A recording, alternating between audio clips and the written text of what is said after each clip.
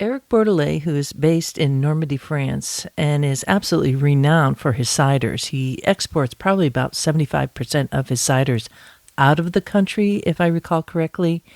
And one of the, I'm going to say, myths about the man is that he is not so willing to share how he makes cider. But in my experience of knowing Eric for a number of years now, I find him very forthcoming, and he loves cider so much. So once you get him talking, it's just a win-win all the way around. And this week, I'm going to be sharing with you a little glimpse of my experience with Eric on a Totally Cider Tour to France, because in just a few months, we'll be heading back that way again on a French Cider Tour. And one of our special guests on the tour will be Eric Bordelet. Hey, apples, make them pop. Pop, pop, pop, pop, pop, pop, pop. Hey, my name is Ria Wincaller, and I am the producer and cider MC of this weekly podcast, where we speak with makers, cider enthusiasts, and folks within the cider trade from around the world. Hip, hip, hooray! Welcome to Cider Chat. If you are new to this here podcast, you're in for a treat because there's over 300 episodes in the archive page.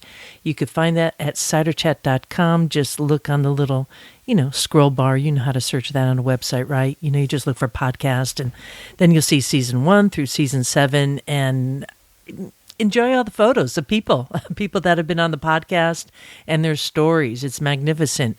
There's been probably about 20 different countries now, nearly every state in the U.S., talking about cider making techniques, fermenting with cultured yeast, wild yeast, dealing with cider when it didn't go quite right. What is that about? What is happening there? You'll find episodes on pears or peri-pears, quince, medlars, and sorbus domestica, all of which are fruiting trees, all related to the apple in terms of being in the same family of rosacea. So that means that is a lot of fruit. That is a lot of people who might just be like working with one particular fruit tree, or as in France, they kind of like work with them all. And that's why we're going there this coming September. So I'm going to talk a little bit more about that. But in the meanwhile, I'm going to take a break right now, come back, and give a little shout out and thank you to some wonderful folks who help keep this podcast on the air. Strange apples, juicy ripe. Cider Chat is listener supported, and that means that you out there in Ciderville, if you find value from this podcast, you have a couple options on how to help keep it on the air. One is to hit the donate button at ciderchat.com and decide at what level you can support it. And then there's also the Cider Chat Patreon page, which is an offsite website that helps content creators like myself continue to do the work that we're doing. And there are a number of different tiers that you could join at. One particular tier is called the Cider Going Up campaign, and that's specific to commercial makers and folks in the cider trade. So I'd like to tip my hat and tip my glass to the following producers. One is Ross-on-Wye Cider and Perry Company, based in Ross-on-Wye in the UK. And they are just an absolute must-visit in that cider region. One sip of Ross-on-Wye will make you swoon for more. And upcoming later this summer is the Ross Cider Fest. I've attended it. It is a must-go. It's kind of a mecca event. You must go to the Ross Cider Fest.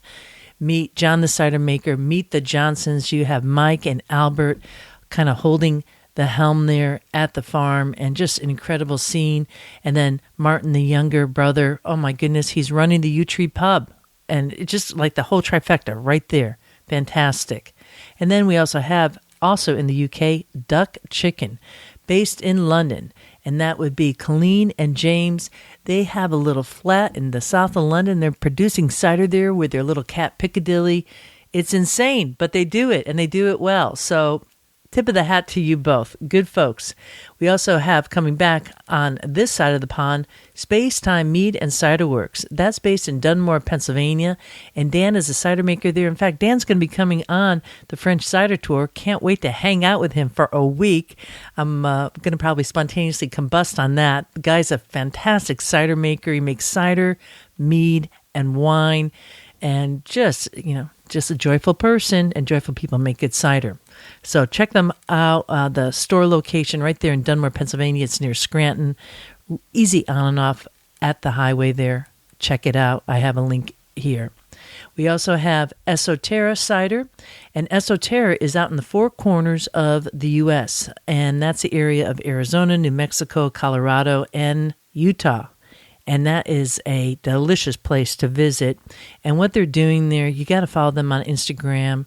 Make it your destination on your next road trip cross country. Fly in maybe to Grand Junction or Denver. Take the ride out there. Go. Maybe flying into Santa Fe. Not a long distance trip to get there. And I'm just loving everything that I'm seeing. They've won a lot of awards. Esoterra in Dolores, Colorado. Then coming a little bit further to the east again, we have Taddy Bogle Cider Works, and Taddy Bogle is in Acme, Pennsylvania. And besides being a region that is just spectacular, it's western Pennsylvania, it's right outside of Pittsburgh, Pennsylvania. What they're doing at Taddy Bogle with Kurt there at the helm, working with his brothers, a wonderful tasting room, a nice outdoor scene overlooking the valley below. And nice cider. Ask him for his special select ciders, too. You might be lucky enough to check that out. We're going to head back out west again and thank the folks at Olympic Bluffs Cidery in Washington State. Now, this is both Scott and Ginger, and they are going to be also coming on the French Cider Tour with me. And they are so fun-loving and just really outstanding people. And the location that they have at Olympic Bluffs Cidery is absolutely spectacular. So definitely put them in your must-watch, must-visit booklet, whatever that is. your little black book. I don't know. It might be your social media app, Olympic Bluffs Cidery. And a big tip of the glass to the American Cider Association, which always is doing something to help propel cider forward in the U.S., and in turn, that helps cider worldwide. There's a number of different tiers that you could join the association. Check them out at ciderassociation.org. And finally, I want to just give a big thank you and shout out to Insider Japan, Japan's first and only bilingual magazine dedicated to all things cider. And wouldn't you know it, today, of all days, I opened up the mail and here was the summer and spring edition for 2022 from Insider Japan, and it is rocking. There's some great news here on the Global Cider Connect initiative, and then there's also some news on a British pub, a brewery there. I consider Insider Japan to be like the Lonely Planet for cider fans. It has so much information, all these different places to go to. It just gives you a tap into the world, and it's in English, making it easy to maneuver in. And you have an on-site person specializing in ciders, making a subscription to Insider Japan an absolute no-brainer, right? Because it will keep you in the loop. And that's what it's all about. Nobody wants to be out of the loop. And one final statement on this particular issue. Well, they always are mentioning Cider Chat. And in this issue, they're talking about the Calvados and American Apple Brandy tasting. And that was episode 208 with brandy and cider expert Ambrosia Borowski from Chicago and myself presenting in 2019 at Cider Days. So good stuff. Thanks again to all these commercial makers and folks in the trade, and to all the patrons of Cider Chat who donate as you can, and just you help lift me up and in turn help cider continue to stay in the news and in the spotlight every week on this here podcast. Thank you so much. And you out there in Ciderville, if you haven't yet joined the Cider Chat Patreon page or hit the donate button, you can too. All the links are in the show notes at ciderchat.com.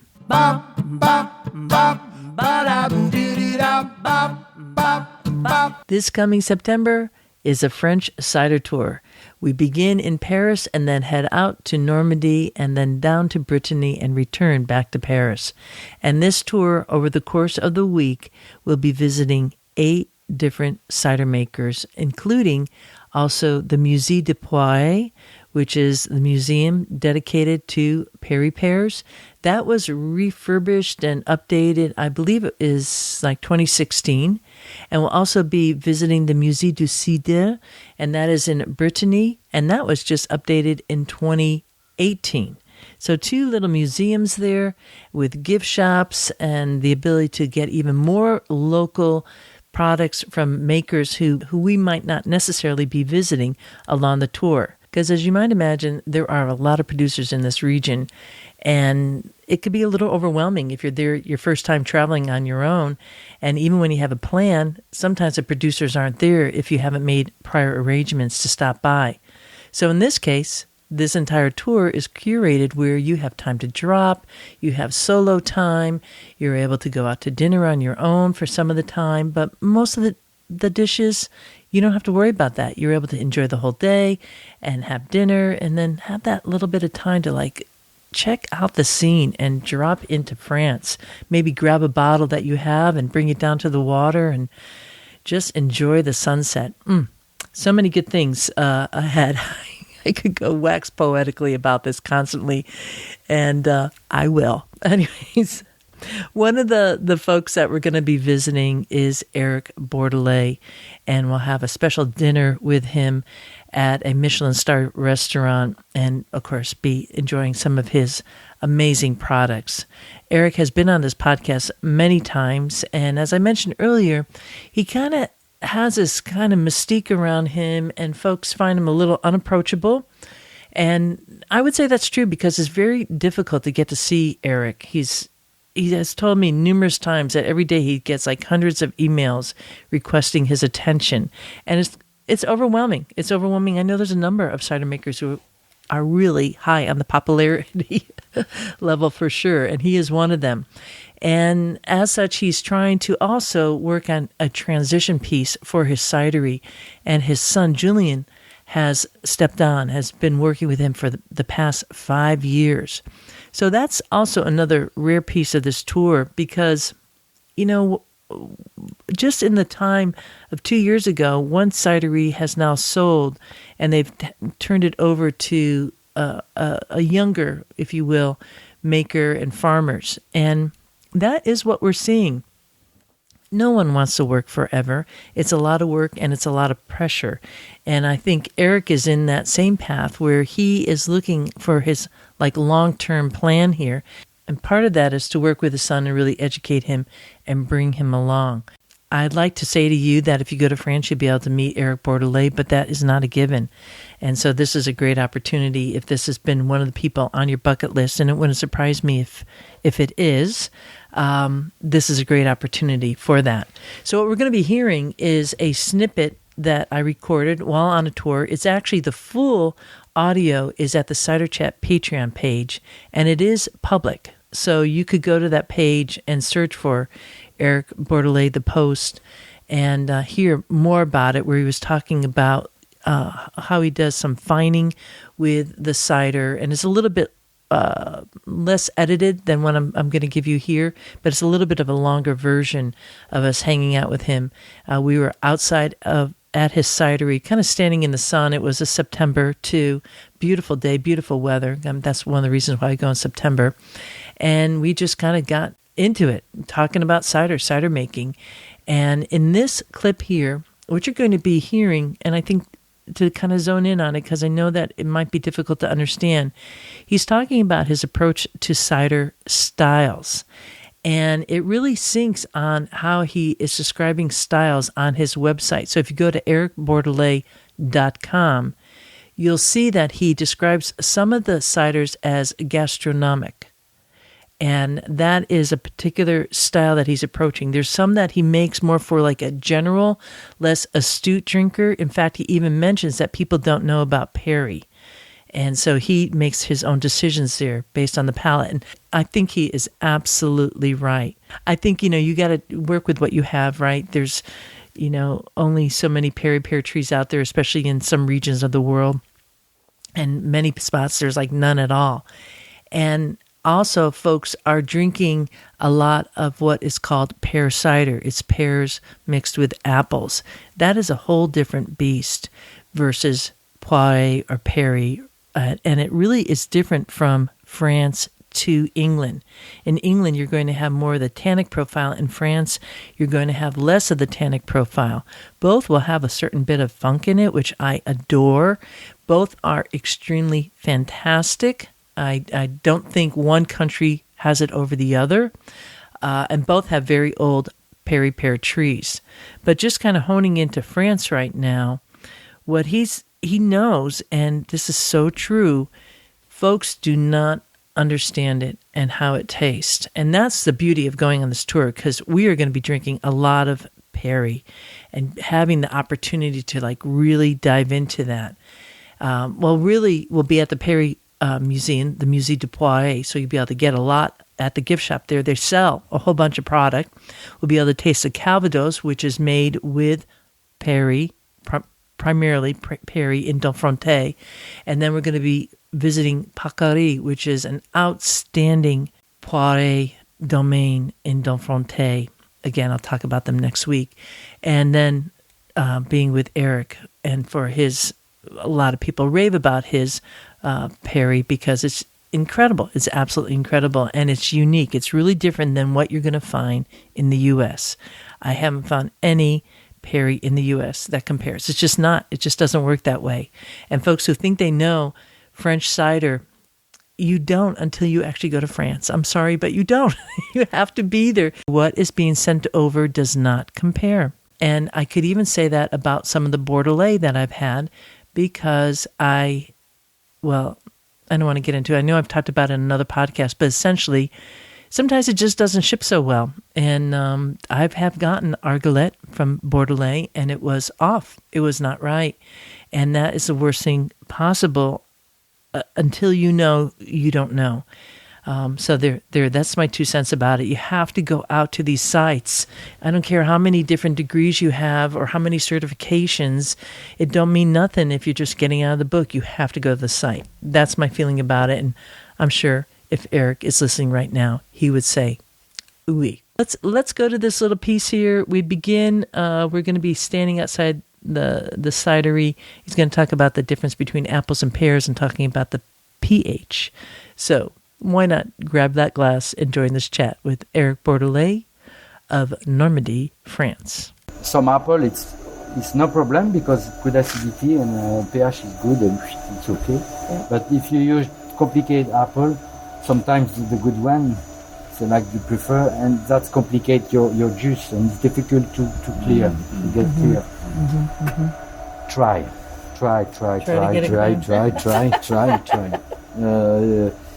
I've tried 15 years, and some vintage, it's wrong. Every vintage we discover, so we have to adapt it. We do a small éprouvet, like a laboratoire. Right. We try every year to see if it's okay this year, and most of the time we have to change the la recette, le recipe. La quantité, là. The consistency.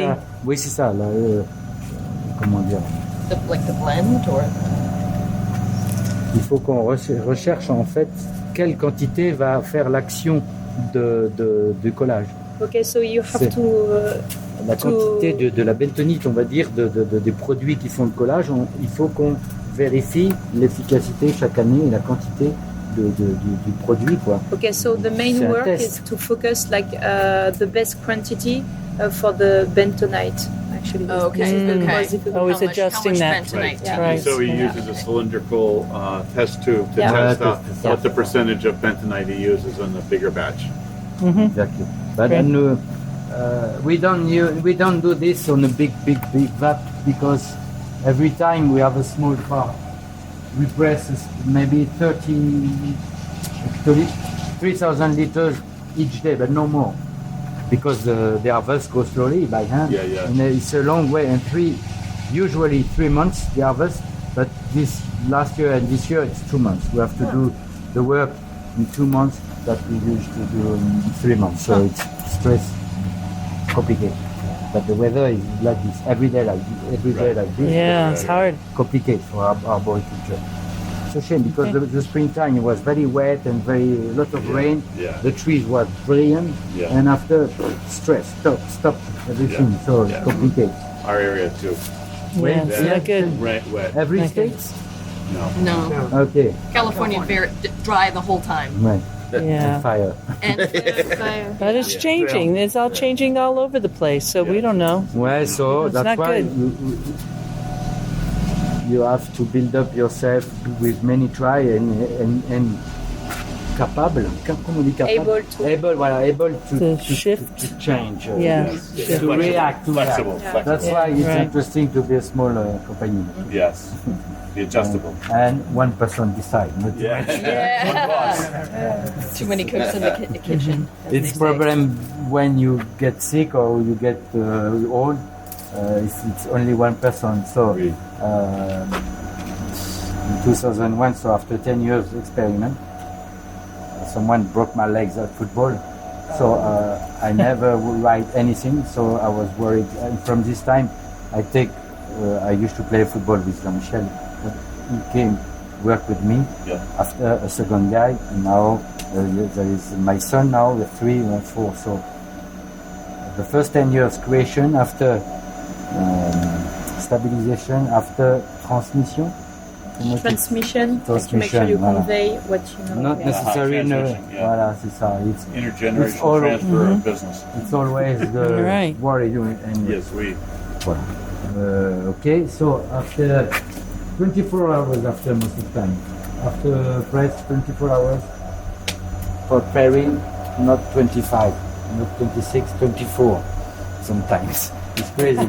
So that's why it's interesting to control temperature. I like to control temperature, not so low but not so high. Voilà, 5 to 12 maximum. But here, with my juice, okay? Voilà. After the débourbage, okay, this vintage we try a new system of filtration. Instead of to use clay now, we try a porcelain. C'est des assiettes de porcelaine. We could say like this. It's des assiettes comme ça. It's Voilà, like a c'est ça. plate of porcelain. Voilà. Yes. And it's a new system. Yes. But I think it's more precise. Right. But broke one plate last year. It's fucking expensive. Yeah.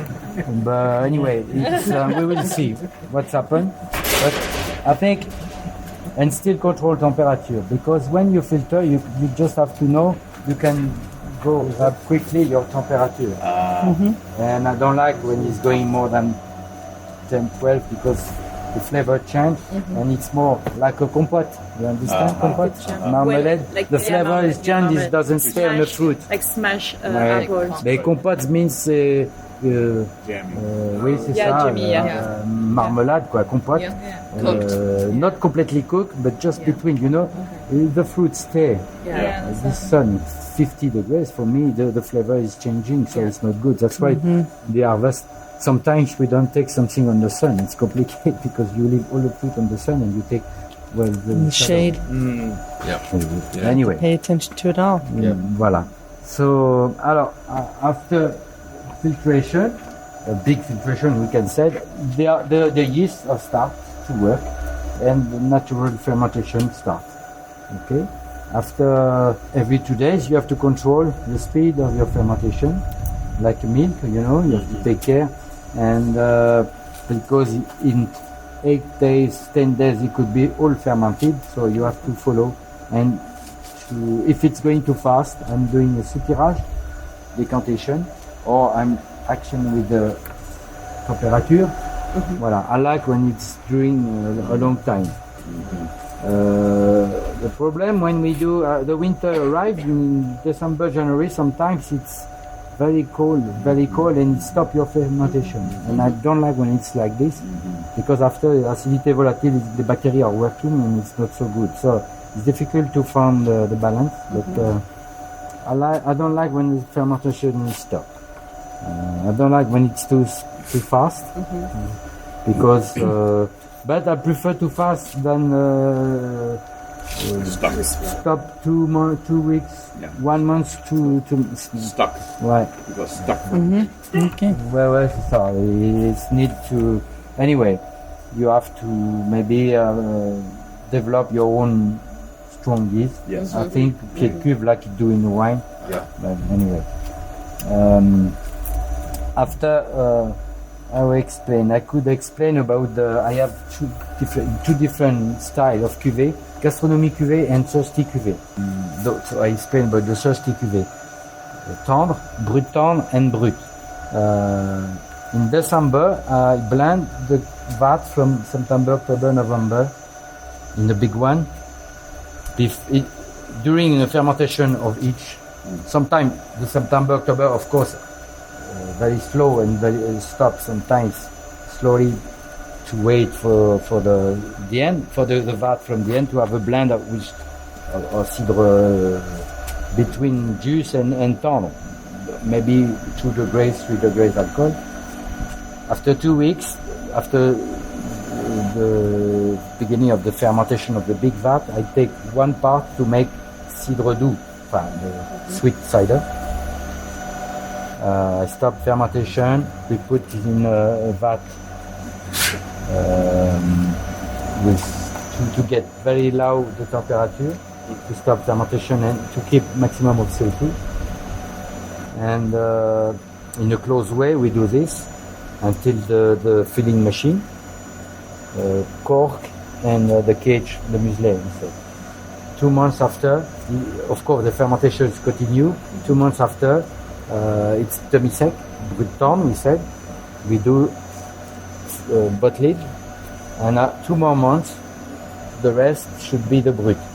I explain like this, but of course I never leave a vat with air, okay?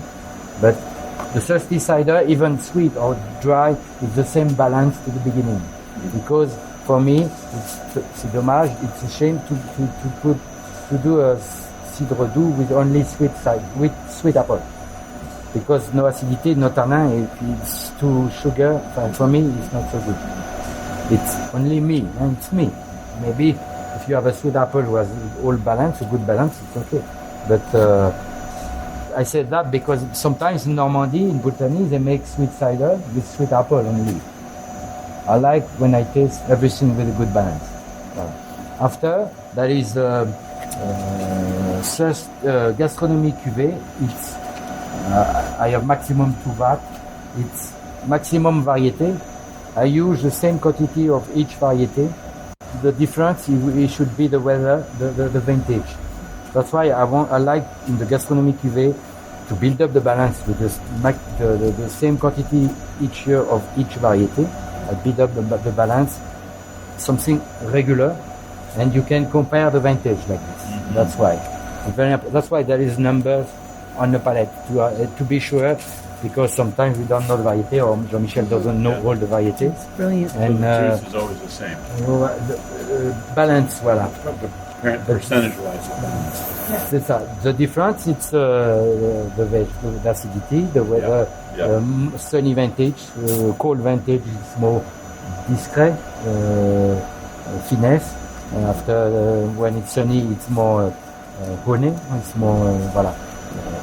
So the same for poire granite. Those gastronomy cuvées, apple or pear, the same balance every year of fruit. Okay, and the rest of the fruits to make the thirsty cuvée. The thirsty cuvée has many varieties, but not the same quantity of each. We take the rest. Voilà. Here it's like this. It's my palate. It's like this. I prefer like this. Voilà. I have the thirsty Perry. It's a poire authentique, or the same, different vat. I blend. Most of the time, the Perry or the gastronomic cuvée, it's never said brut, sweet or demi-sec. It's just, comment on dit, imposé. J'impose l'équilibre. Well, he decides what kind of balance he wants to have, so it's just the way. I don't leave the choice to people because Perry people doesn't know too much. So I said, for me, I decide for this vintage, this is the balance. But it's because Perry was not so new at the beginning. But Perry for me is, if it's some variety, maybe it could be interesting to taste as a dry Perry, but for my palate, my perfume, not interesting. So, some questions about because. I'm wondering if we should maybe move out of the sun for some of these folks here. Just just out of this. Is that okay? I'm just noticing people in the sun. Everybody okay? You know me. I'm like a mother hen. And also, we want to watch our time too. We go. Okay. We go after. Okay. What time is it? C'est 5h moins 5. Il faut qu'on parte à 5h30 maximum. Vraiment maximum. Yeah. We could ask you questions tonight at dinner. Okay. Bonjour.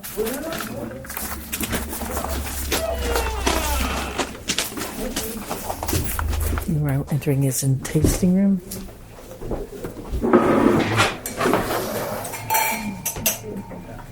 And that gives you a little sense of what it's like to visit with Eric. We will be having a cider dinner with him, and it's at a very special restaurant that also serves his ciders, his products. And then the next day, we'll be in town and able to go to a little bar that actually has Bordelet on tap, along with also selling a bunch of his different products. So, it's just what I call a totally cider tour. And you could come along too. Reservations are still open. In fact, we have opened up a couple more spaces. So I'm going to be keeping reservations open until June 15th. And it will be a hard stop at that point, which means you have about 2 weeks between now and then to figure out how you could make it happen for yourself. And I know some folks are waiting to hear about their passports. It's been a bit of a logjam. So this travel, at least with me, is all about de-stressing and kind of going with the flow. So hopefully this will help out some folks that have been trying to figure it out. And after June 15th, this trip will be closed. And we'll set our sights on September in France. Can't wait. If you want to find out more, go to ciderchat.com. Check out the Totally Cider page on the French tour, and you'll find the links to the reservation. And at this point, you'll just need to put in a deposit towards that.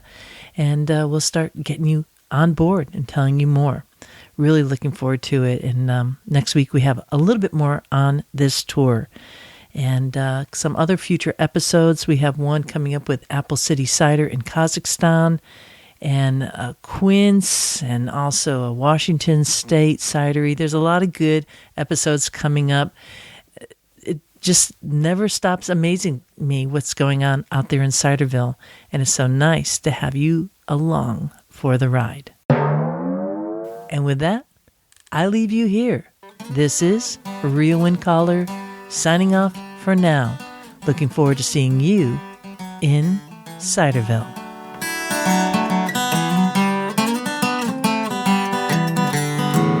We like cider, we like palms, we love orchards and having fun. There is a reason why we do it like this. Oh yes there is. There is a reason why we do it like this. Oh yes there is. There is a reason why we drink it like this. Oh yes there is a reason. We like walking through the orchards, dancing in the streets, smelling all the blossoms, kicking up our feet.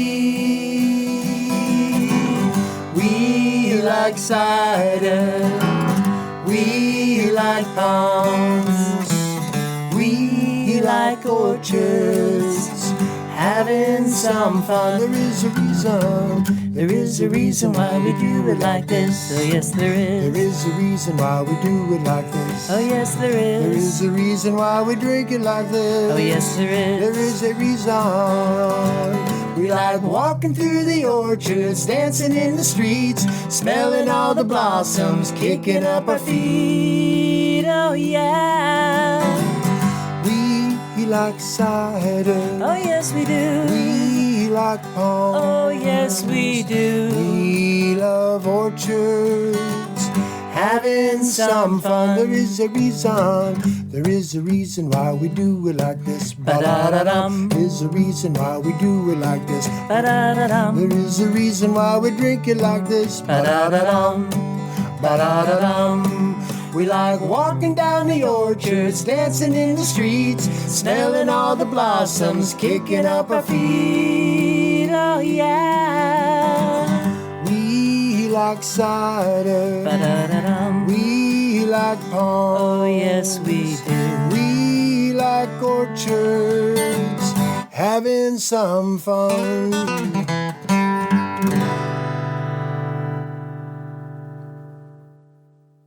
Yeehaw!